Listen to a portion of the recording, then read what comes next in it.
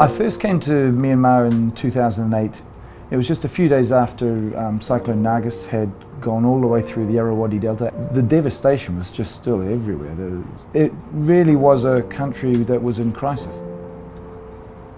You know, going to community after community and just seeing that they were just so much in need. You know, we didn't speak to a single person who didn't have an immediate story of how they'd lost someone close to them.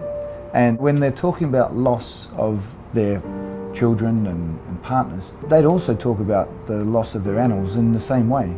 That for them was as big a part of loss as having lost their family as well. So hearing their stories was it was heartbreaking a lot of the time.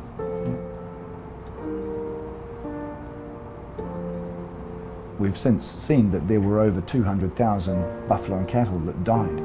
And that was one of the things that actually struck me, was just, you know, how many open spaces that would have had animals in them didn't, because they'd died and gone. So then really it made us focus on those that were left behind. And we had 4 teams of veterinarians going around giving support to the communities with their animals, and that was really appreciated. We did realise that there was a need for feed, so we brought in around 120 tonnes of emergency feed for their livestock.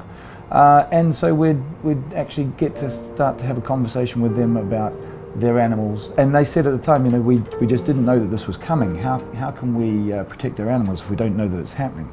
So that's why we've targeted specifically those areas which are most likely to be impacted by another cyclone, to get them to have what we call an early warning system.